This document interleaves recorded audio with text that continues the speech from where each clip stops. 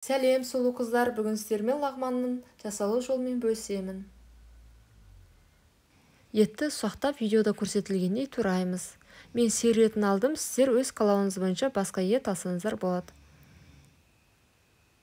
Туралған етті маринадтаймыз. Ол үшін тұз, суға араласқан крахмал, соевый соус және жарты жұмыртқа қосып араластырып 1 сағатқа маринадтаймыз. Жуаны, чеснокты, орам жапырақты, болгар бұрышын ішін тазалап,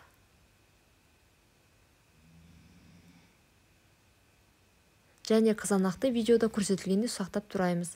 Табамызға сұйық май құйып, сұйық май қызғаннан кейін ет, тағы да басқа көкөністерді кезекпен салып 2-3 минуттай жақсылап қуырамыз. Жуаны, орам жапырақты, чесноктың дудкасын, болгар бұрышын және қызанақ қосып, жақсылап қуырып, қуырылғаннан кейін томат пастасын салып, аздап қуырып, лағманның қамырының суын құйып, соевый соус салып, 30 минуттай қайнатамыз.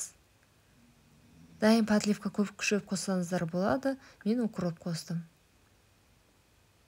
Лағман дайын, ас болсын.